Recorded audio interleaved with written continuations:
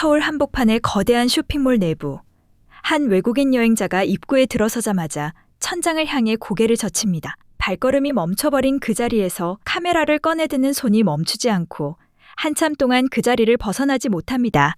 눈앞에 펼쳐진 광경은 벗어나지 못합니다. 눈앞에 펼쳐진 광경은 바닥부터 천장까지 층층이 쌓인 수만 권의 책장이었고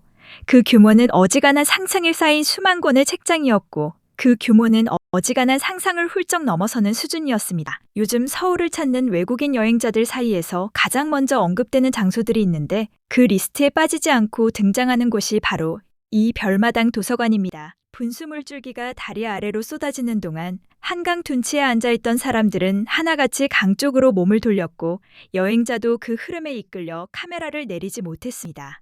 조명이 물줄기와 맞물려 색깔을 바꾸기 시작하자 여행자의 발걸음은 강변 쪽으로 한 걸음 더 가까워졌고 카메라 화면에는 형형색색의 빛이 가득 찼습니다. 반포대교 전체를 따라 분수가 펼쳐지는 장면은 어디서 끊어야 할지 모를 만큼 이어졌고 여행자는 그 자리에 서서 한참 동안 강을 바라보기만 했습니다. 이 분수쇼는 단순히 물을 뿜어내는 것이 아니라 다리 자체를 무대로 삼아 빛과 물이 하나의 공연을 만들었고 그 규모는 강변을 찾은 모든 사람을 하나의 관객으로 만들어버렸습니다. 여행자가 촬영한 화면 속에는 분수를 배경으로 사진을 찍는 사람 돗자리에 앉아 쇼를 바라보는 사람들이 뒤섞여 있었고 한강공원은 그 자체로 하나의 거대한 야외 공연장이 되어 있었습니다.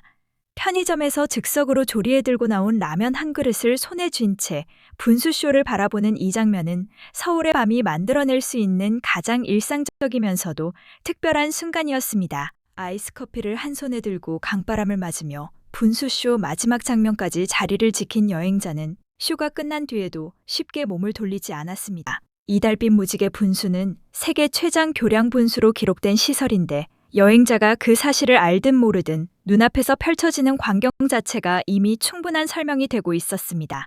낮에 별마당 도서관의 천장을 올려다보며 처음으로 경외감을 느꼈던 여행자가 이번에는 밤에 한강 앞에서 같은 표정을 짓고 있었고 하루 안에 2번의 전혀 다른 충격을 받은 셈이었습니다.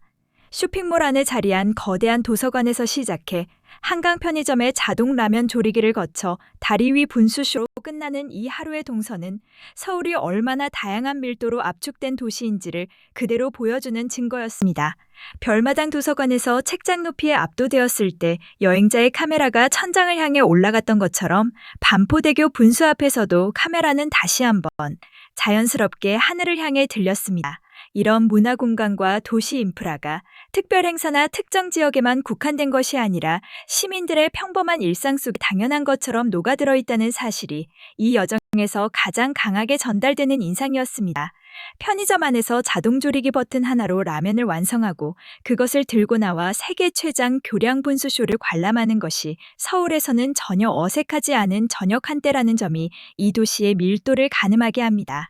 리움미술관에서 마주했던 색채 가득한 조명 설치 작품이 낮의 기억으로 남아있다면 지금 눈앞의 반포대교는 그보다 훨씬 거대한 스케일로 밤의 한강 전체를 작품으로 만들어버리고 있었습니다. 여행자가 이 하루 동안 카메라를 가장 오래 들고 있었던 순간을 꼽자면 별마당 도서관 앞과 반포대교 분수 앞이었고 두 장면 모두 공통적으로 규모에서 오는 압도감이 먼저였습니다. 서울은 현대적 쇼핑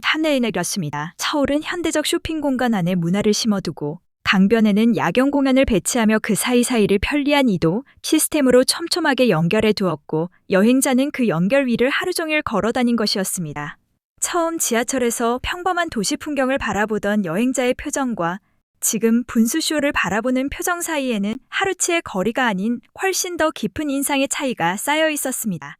이 도시가 주는 놀라움이 특정 명소 하나에 집중된 것이 아니라 도서관, 미술관, 편의점, 강변공원이라는 전혀 다른 공간들에 고르게 분산되어 있다는 점이 서울을 단순한 여행지 이상으로 만드는 이유였습니다.